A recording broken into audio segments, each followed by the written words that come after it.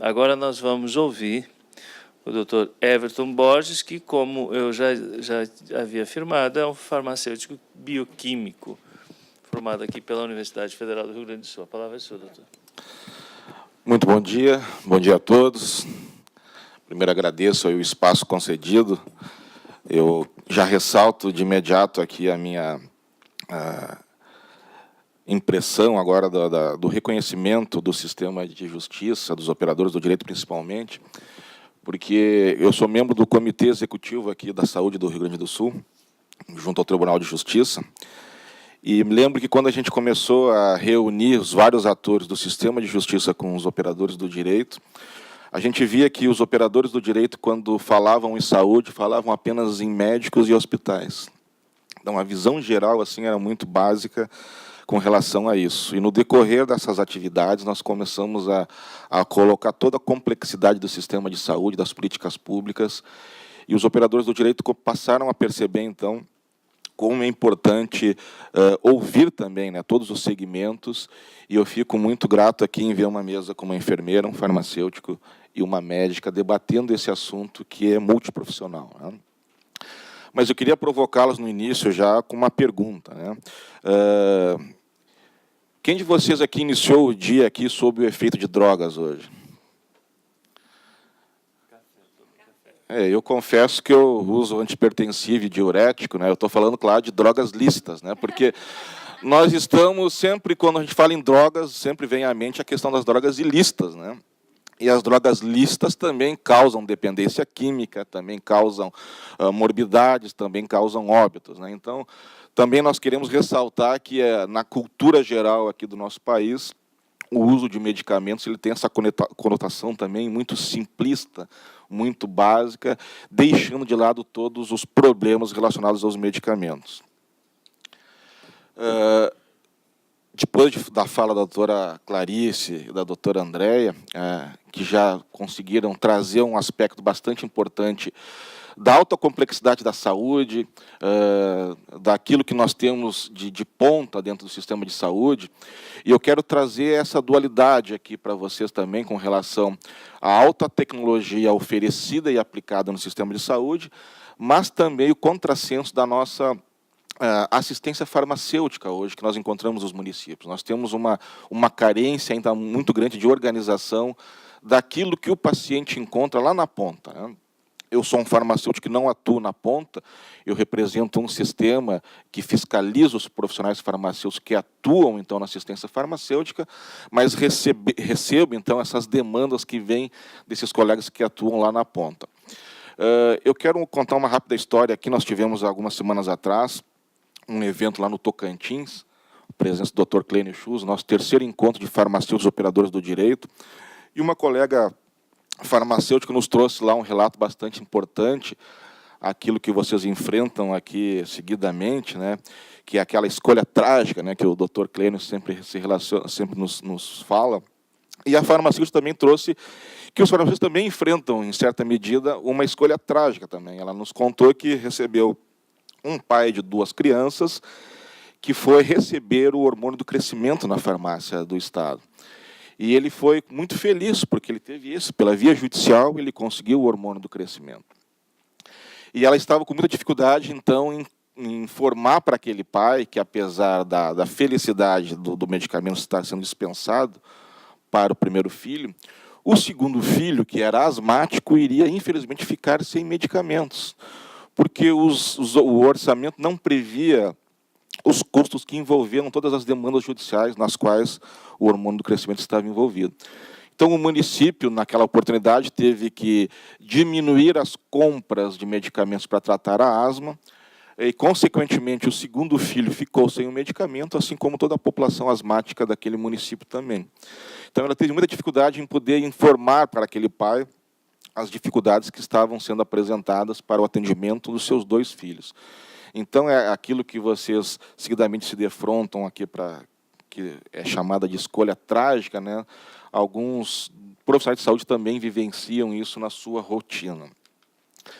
E aqui uma representação também clara daquilo que nós sempre estamos aí comentando, que não só os operadores da saúde, mas os operadores do direito também já estão conscientes, né? que as necessidades, as demandas são ilimitadas, mas os recursos são extremamente limitados.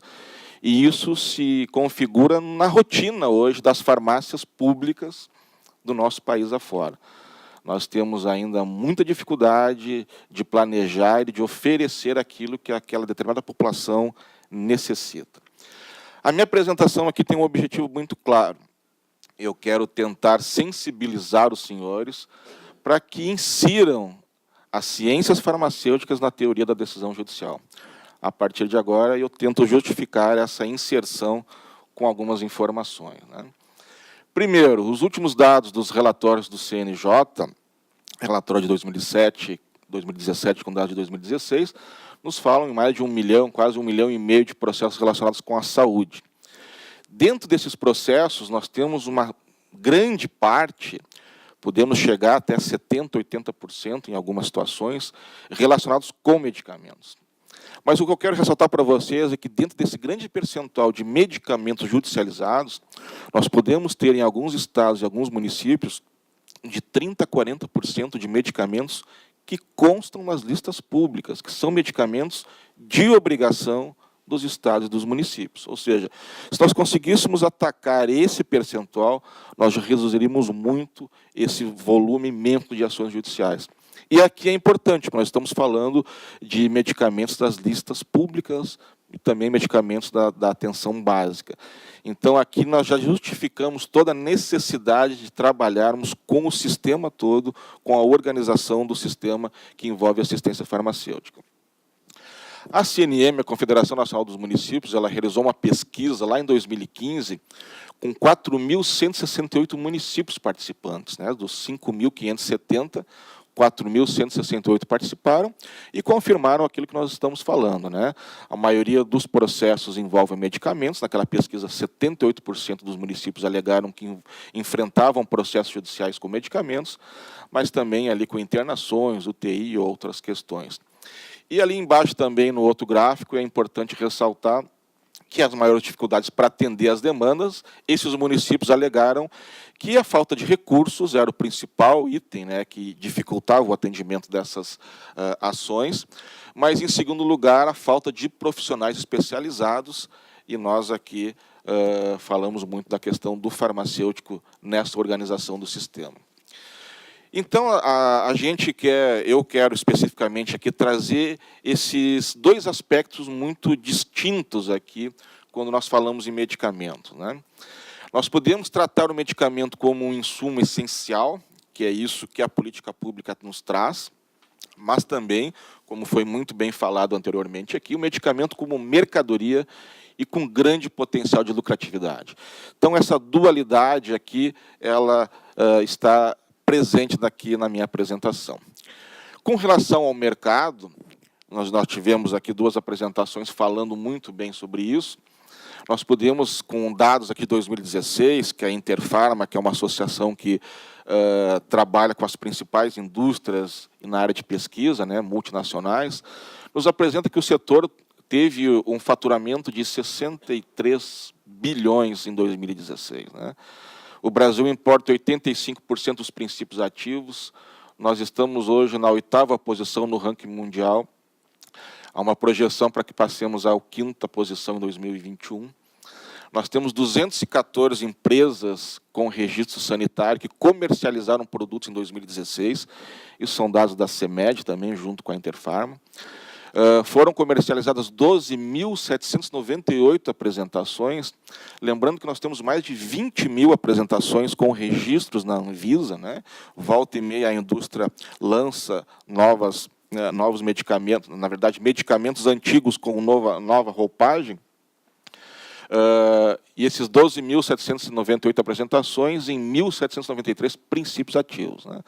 Outros laboratórios nacionais, que aqui é importante também ressaltar, a indústria nacional, entre os 20 maiores, incluindo 2 laboratórios públicos, né? Nós temos hoje mais de 20 laboratórios públicos, muitas vezes subutilizados também, que nós devemos também trabalhar com essa ótica de fomentar hoje os laboratórios públicos, né? Principalmente para as doenças negligenciadas. Então, é uma percepção importante.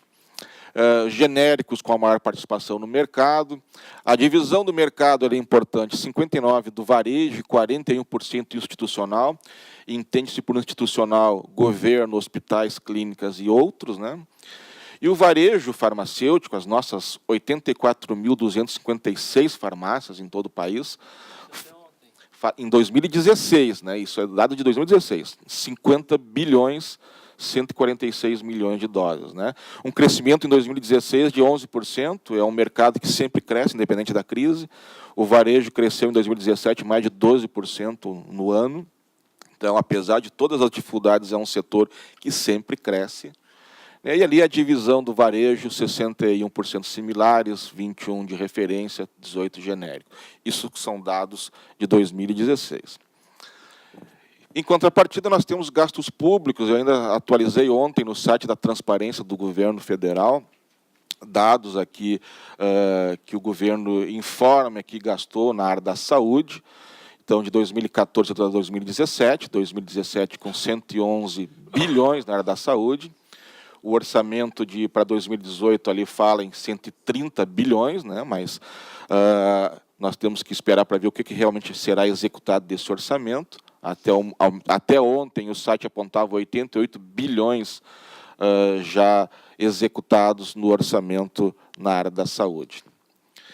E aqui alguns dados da Conjur, lá do Ministério da Saúde, junto com a Interfarma, falando sobre valores envolvendo demandas judiciais do Ministério da Saúde, depósito com 72 milhões, compras 1 bilhão e 200 milhões, no total de 1 bilhão e 324 milhões com relação à judicialização envolvendo somente o ente federal, né? Quando se fala em judicialização, a gente também tem, e eu falei anteriormente da dualidade, né, medicamento como insumo essencial e como mercadoria, nós também estamos falando em acesso, e aqui um programa que nos traz um acesso diferenciado nos últimos anos, que é o programa Farmácia Popular.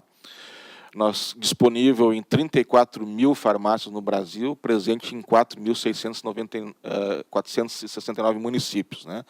É importante ressaltar que em 2016, esse programa atendeu mais de 21 milhões de brasileiros e o custo de até 2016, né, o investimento nesse programa foi de mais de 12 bilhões de reais.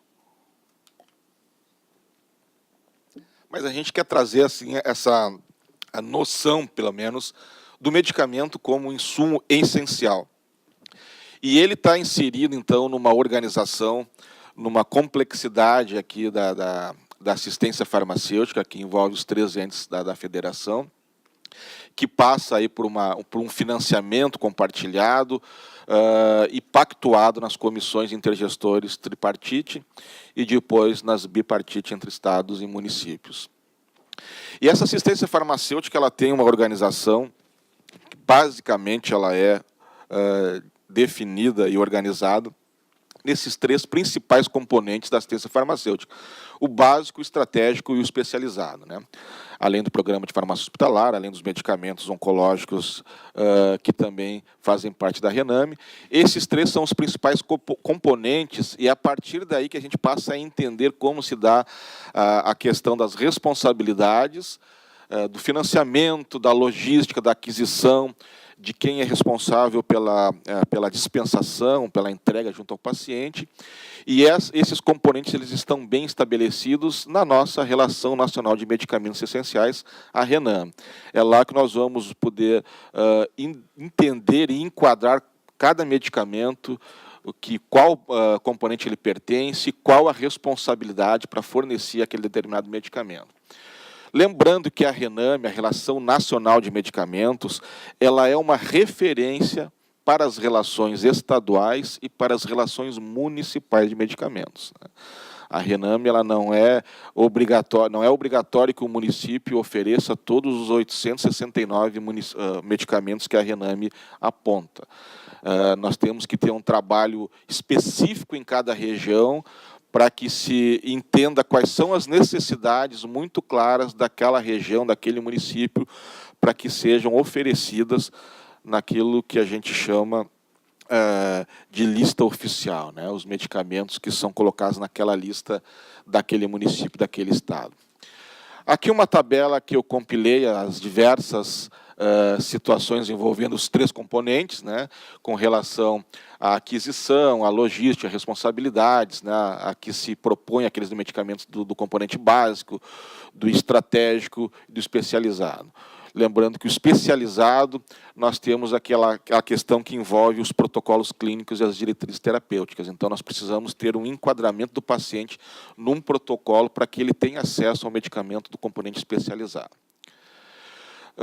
Eu ressalto, nesse contexto, a Lei 12.401, que ela altera alguns dispositivos da lei que regulamenta o SUS, né, que cria o Sistema Único de Saúde. No artigo 19, na verdade, ela atualiza esse artigo 19M.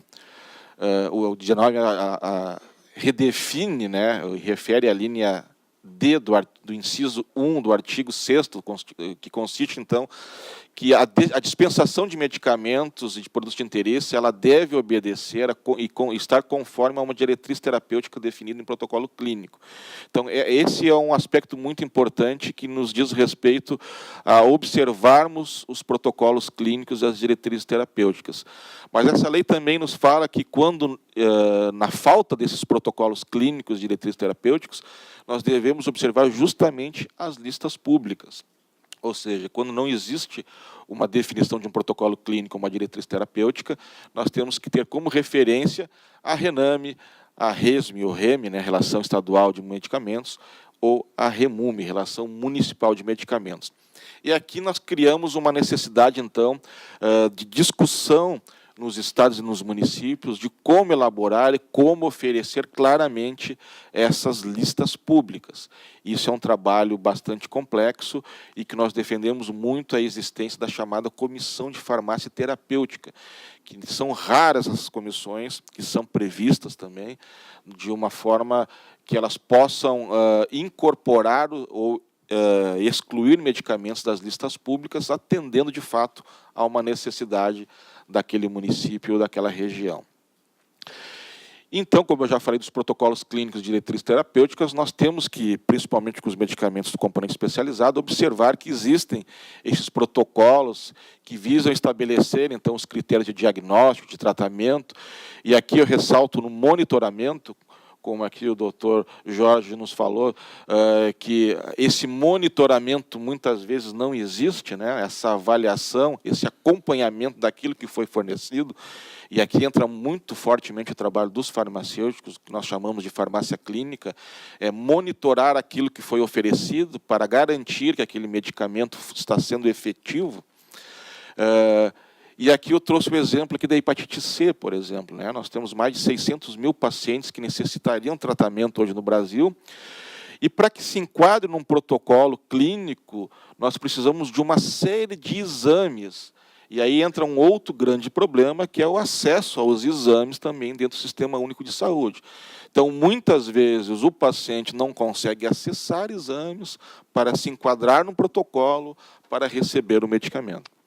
Então, é bem comum, inclusive, demandas judiciais envolvendo a oferta de exames laboratoriais, de imagem, né, diversos exames que são necessários para o enquadramento dentro de um protocolo, por exemplo. Então, uma outra necessidade também muito presente hoje na área da judicialização da saúde é a oferta desses exames que são estabelecidos dentro de protocolos clínicos e diretrizes terapêuticas. E falando nisso, para poder trazer um entendimento básico, pelo menos com relação à incorporação de medicamentos, né, que a doutora Clarice está sempre muito envolvida, nós ressaltamos que existe dentro da economia da saúde a farmacoeconomia, né, que ela é uma parte da economia que está dentro da ATS, da avaliação de tecnologia da saúde, que está dentro da avaliação da economia da saúde, e que ela utiliza essa análise de custo-benefício, custo-efetividade, custo-minimização e custo-utilidade, que são análises que vão nos trazer, então, ferramentas para decidir determinadas incorporações ou não, determinados tratamentos ou não que serão oferecidos com base nessas análises farmacoeconômicas, assim como nós chamamos, né? Então, é um aspecto bastante importante de ser observado por quem se debruça sobre o tema, com relação a esses critérios que serão utilizados numa tomada de decisão para se incorporar ou não um determinado tratamento, determinado medicamento. Juntando tudo isso, nós podemos, com toda a segurança, afirmar que a judicialização é um excelente indicador da organização da gestão pública, né? Então, aqueles municípios que enfrentam muitos processos judiciais, eles também devem olhar para a sua própria organização. Então, nós que estamos sempre muito próximos desses colegas que estão na assistência farmacêutica, identificamos pelo menos esses dois aspectos que são impactantes no que diz respeito à organização, pelo menos da assistência farmacêutica, principalmente no nível municipal, com municípios que não têm farmacêuticos. Por exemplo, aqui no Rio Grande do Sul nós temos 56 municípios que não têm nenhum farmacêutico à frente da assistência farmacêutica, capaz de organizar minimamente uma lista municipal, a logística de medicamentos, para que não faltem os medicamentos que são a obrigação daquele município. Nós não temos um planejamento adequado, os planos municipais de saúde não contemplam a assistência farmacêutica de uma forma efetiva. Muitas vezes, o plano inteiro de saúde do município, a assistência farmacêutica se resume a uma linha ou um parágrafo num plano inteiro, desconsiderando todo o impacto econômico que uma assistência farmacêutica tem para um município, por exemplo, né? E municípios, então, com uma relação de medicamentos não padronizadas, a relação municipal com muitos itens ou com poucos itens, não atendendo necessidades específicas, né? Consequentemente, uma dificuldade muito grande em manter os estoques adequados, acarretando faltas de medicamentos, né? Relações municipais com medicamentos listados por nomes comerciais, municípios com dificuldade de selecionar esses medicamentos, essa alta crescente demanda judicial, também medicamentos vencidos. Então, essa desorganização, além de faltar alguns medicamentos, outros acabam sobrando e vencendo, inclusive acarretando custos para descarte desses medicamentos. Muitas unidades em condições sanitárias totalmente precárias, a falta de uma informatização no segmento, né?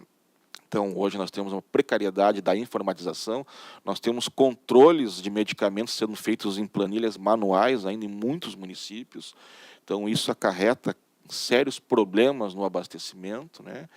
E inexistência de comissão em farmácia terapêutica. Nós sabemos que uma comissão, uma CFT, como nós chamamos, é muito difícil para um município pequeno, que às vezes não tem nem médico, né, em tempo integral. O médico vai 1 ou 2 dias na semana, mas uma CFT ela pode ser regional. Então, nós estamos hoje insistindo muito para que se organizem municípios menores em comissões de farmácia terapêutica regional que atendam realmente uma demanda daquela região e consigam organizar listas públicas que atendam claramente a necessidade específica daquela região.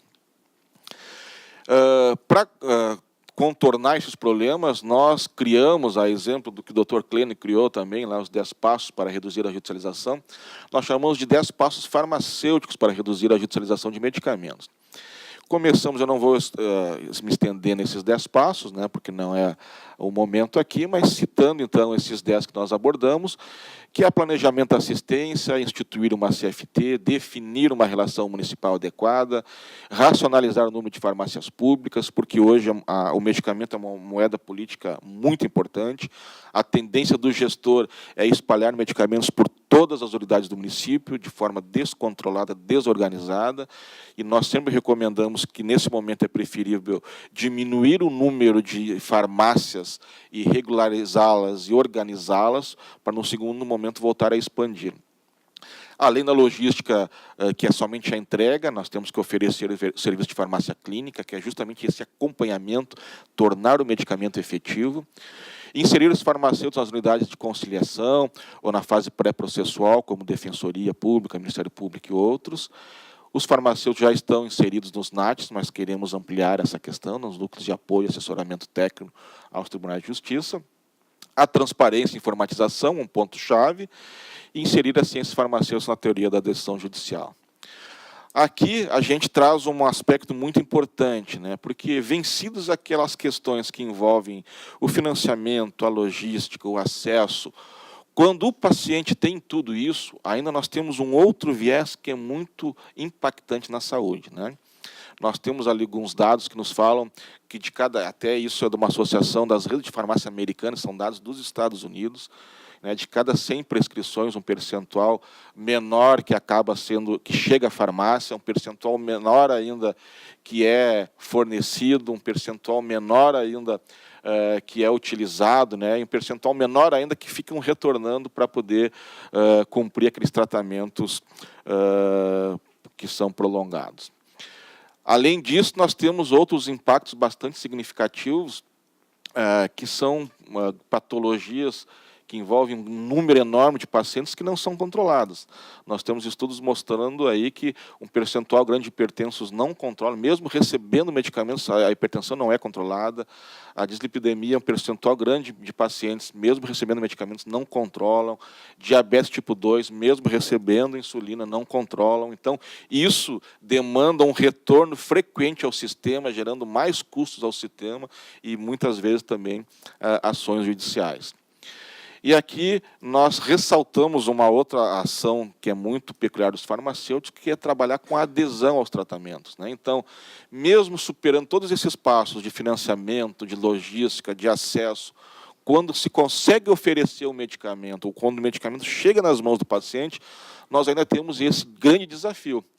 Então, diabetes, 50% dos pacientes não aderem ao tratamento, mesmo recebendo os medicamentos.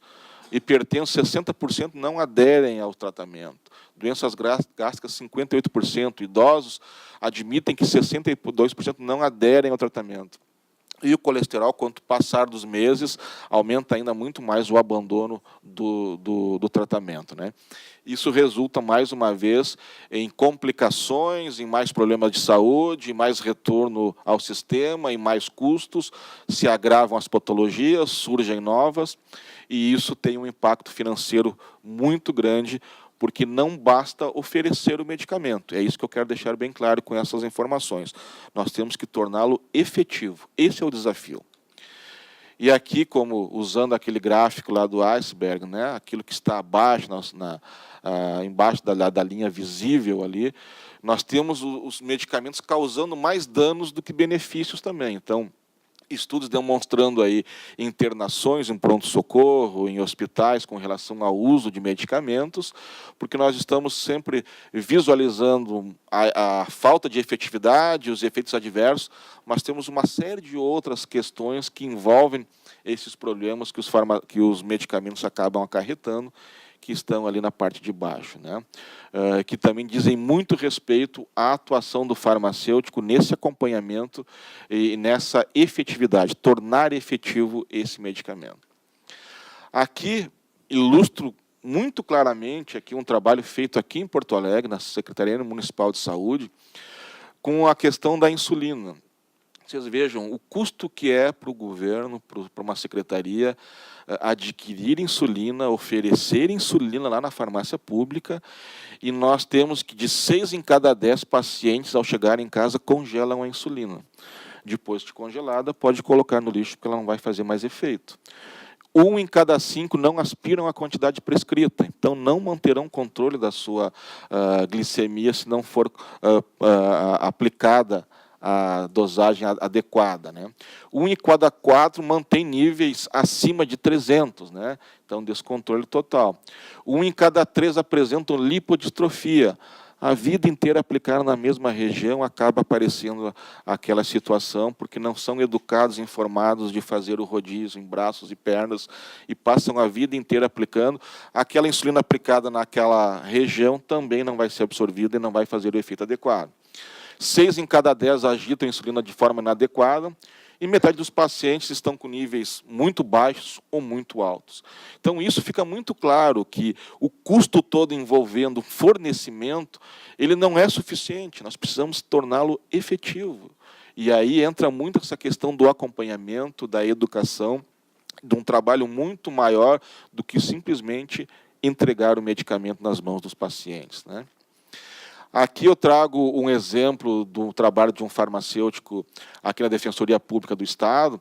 Nós conseguimos hoje, com um concurso público, né, depois de um trabalho do Conselho Regional de Farmácia, nós disponibilizamos um farmacêutico para trabalhar com os defensores públicos e deu tão certo que a Defensoria abriu o concurso. Hoje nós temos farmacêutico concursado da Defensoria Pública.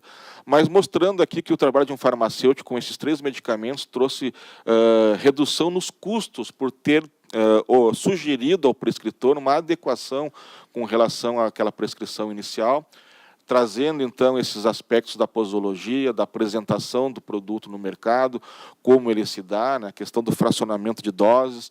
Então, é um trabalho muito farmacêutico aqui que foi feito na Defensoria, que trouxe esse resultado, onde o farmacêutico sugeriu, o médico acatou, então, essas adequações, prescreveu de forma mais adequada e trouxe essa redução de custos com relação a esse trabalho feito, né?